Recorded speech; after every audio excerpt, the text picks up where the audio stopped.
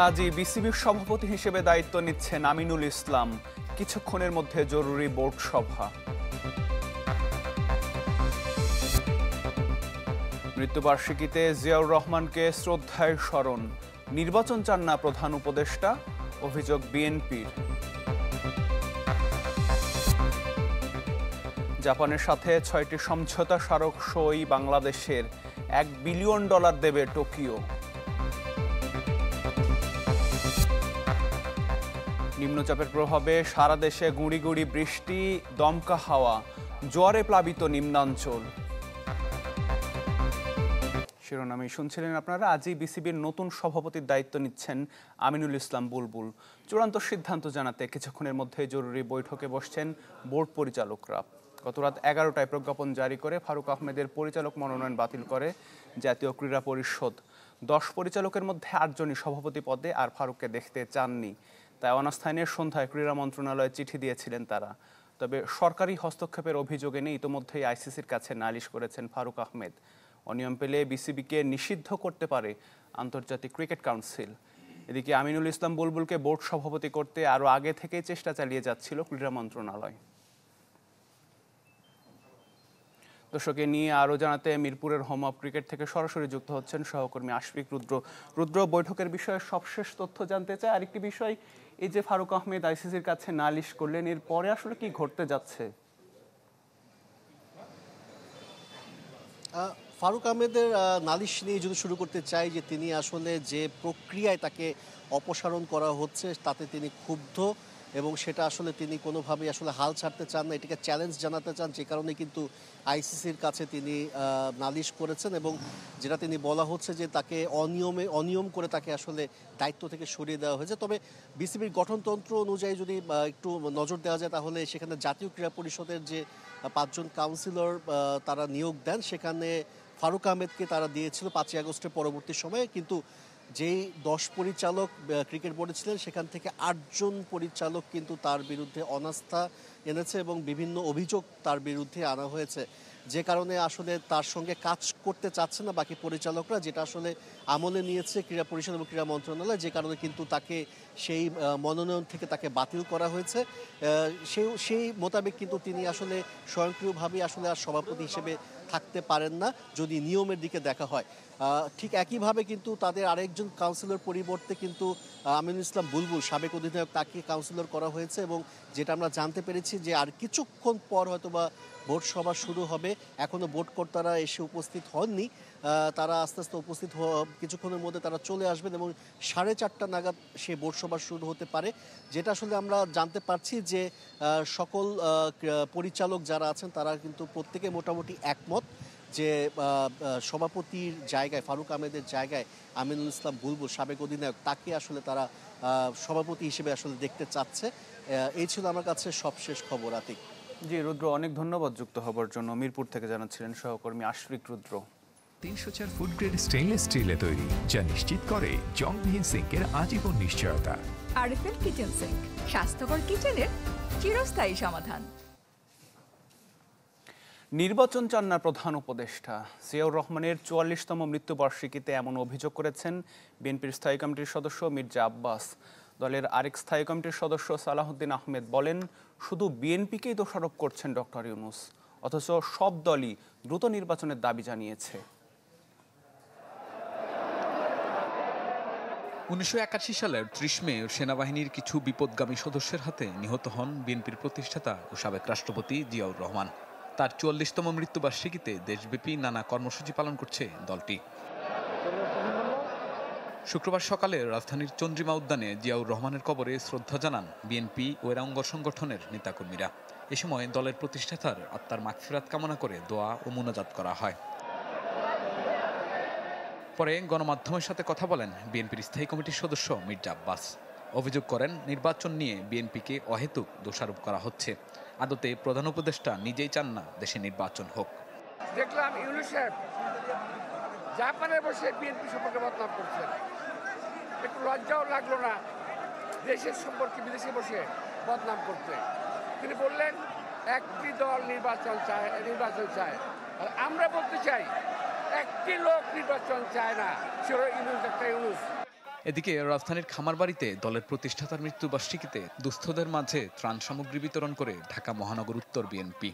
এ সময় সালাউদ্দিন আহমেদ বলেন, সমস্ত জাতি নির্বাচনের জন্য অপেক্ষমান, তাই ডিসেম্বরের মধ্যে নির্বাচন এমন রোডম্যাপ ঘোষণার আহ্বান জানান তিনি। সমগ্র জাতি একটি সুষ্ঠু সুন্দর নিরপেক্ষ নির্বাচনের জন্য অপেক্ষমান, এটা ওনার বোঝা উচিত এবং খুব শীঘ্রই একটি সুনির্দিষ্ট রোডম্যাপ প্রদান করবেন নির্বাচনের মধ্যে, আগামী ডিসেম্বরের মধ্যে জাতীয় সংসদ নির্বাচন অনুষ্ঠানের লক্ষ্যে। কথা একটাই পরিষ্কার, যে সমস্ত সংস্কার এবং বিচারের কথা বলা হচ্ছে এগুলো চলমান প্রক্রিয়া। বাংলাদেশের গণতন্ত্র, উন্নয়ন আর অগ্রগতি রুখে দেওয়ার জন্য জিয়াউর রহমানকে হত্যা করা হয়েছে বলে মন্তব্য করেন বিএনপি নেতারা। শাহনেওয়াজ বাবলু, চ্যানেল 24, ঢাকা। দেশ জুড়ে তোলপাড় ওয়ালটন ফ্রিজ কিনে আপনিও হয়ে যেতে পারেন মিলেনিয়ার। জাপানের প্রধানমন্ত্রী শিগেরু ইশিবার সঙ্গে বৈঠক করেছেন প্রধান উপদেষ্টা ডক্টর মোহাম্মদ ইউনূস। বৈঠকে উন্মুক্ত ও শান্তিপূর্ণ ইন্দো প্যাসিফিকে বাংলাদেশের সমর্থনের উপর জোর দেন প্রধান উপদেষ্টা। তার এই সফরে সই হয় 6টি সমঝোতা স্মারক। জানানো হয় বাজেট সহায়তা, রেলপথের উন্নয়ন এবং অনুদান হিসেবে বাংলাদেশকে $100 কোটি দেবে জাপান। জাপান সফরের তৃতীয় দিনে সকালে প্রধান উপদেষ্টা ডক্টর মোহাম্মদ ইউনূস দ্বিপাক্ষিক বৈঠক করতে জাপানের প্রধানমন্ত্রীর কার্যালয়ে যান। সেখানে তাকে স্বাগত জানান দেশটির প্রধানমন্ত্রী শিগেরু ইশিবা। প্রধান উপদেষ্টাকে দেয়া হয় গার্ড অব অনার। এরপর বৈঠকে বসেন দুই নেতা, যেখানে উপস্থিত ছিলেন বাংলাদেশ ও জাপানের উচ্চপদস্থ কর্মকর্তারা। বৈঠকে দ্বিপাক্ষিক বিভিন্ন বিষয় নিয়ে আলোচনা হয়। অন্তর্বর্তী সরকার এবং সংস্কার প্রক্রিয়াকে সমর্থন দেয় প্রধান উপদেষ্টা জাপান সরকার প্রধানকে ধন্যবাদ জানান। We thank Japan for supporting the interim government in its reform initiative. We seek Japan's active support and cooperation in our endeavor. বৈঠকে উন্মুক্ত এবং নিরাপদ ইন্দো প্যাসিফিক বিষয়ে বাংলাদেশের সমর্থন পুনর্ব্যক্ত করেন প্রধান উপদেষ্টা। এই বিষয়ে জাপানের সাথে বাংলাদেশ যৌথভাবে কাজ করতে প্রস্তুত বলেও জানান doctor Yunus. We reiterate our firm commitment to our shared vision of a free, open, peaceful, secure, and inclusive Indo-Pacific for the shared prosperity of all. To realize this vision, Bangladesh is ready to forge partnership and cooperation with Japan to ensure maritime safety and security, freedom of navigation, sustainable use and management of marine resources, promote enhanced connectivity, and combat transnational organized crimes in the Indo-Pacific region. বৈঠক শেষে প্রকাশ করা হয় যৌথ সংবাদ বিজ্ঞপ্তি, যেখানে বলা হয় রোহিঙ্গা সমস্যার একমাত্র সমাধান তাদের মিয়ানমারে টেকসই এবং নিরাপদ প্রত্যাবাসন। এছাড়া প্রতিরক্ষা সরঞ্জাম ও প্রযুক্তি হস্তান্তর সংক্রান্ত চুক্তিতে দুই দেশ নীতিগতভাবে একমত হওয়ায় সংবাদ বিজ্ঞপ্তিতে স্বাগত জানানো হয়। এছাড়া বাংলাদেশ এবং জাপানের মধ্যে 6টি সমঝোতা স্মারক স্বাক্ষর হয়েছে। বাজেট সহায়তা, রেলপথের উন্নয়ন এবং অনুদান হিসেবে জাপান বাংলাদেশকে $100 কোটি বেশি সহায়তা দেবে। আশাকিন প্রিন্স, চ্যানেল 24, ঢাকা। বিকেল 4টার খবরের পর্যায়ে একটা বিরতি নিচ্ছি, ফিরছি একটু পর।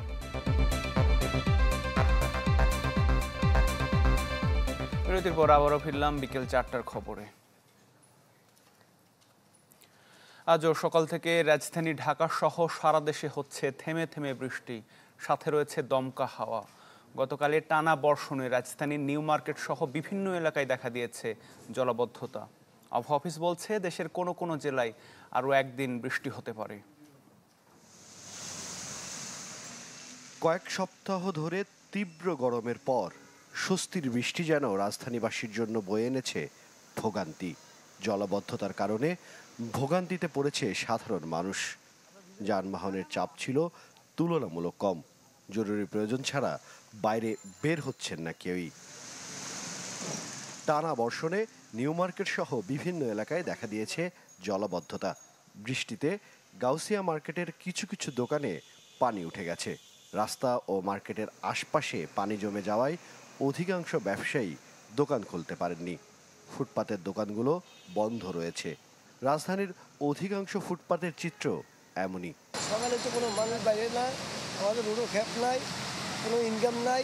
রাস্তাতে পানি ঢুকার ভরার পরে আপনার মার্কেটে পানিটা ঢুকে, তখন দোকানদারের অনেক সমস্যা হয়ে যায়, বিক্রি কাস্টমার আসে না এবং বিক্রিটা খুব খারাপ হয়। উন্নয়ন বলতে এই উন্নয়নের জোয়ার এইটাই দেখতেছি, পানি ছড়ার কোনো কাজ নাই। টিভিতে দেখি যে উন্নয়ন, কিন্তু কাজে কামে উন্নয়ন নেই। আবহাওয়া অফিস জানায় বঙ্গোপসাগরে গভীর নিম্নচাপের কারণে ঢাকাসহ দেশের বিভিন্ন জেলায় বৃষ্টিপাত অব্যাহত রয়েছে। তবে এই বৃষ্টি 1 জুনের পর ধীরে ধীরে কমে আসবে। 2 তারিখ থেকে আমরা মোটামুটি একটা ফেয়ার ওয়েদার পেতে পারি।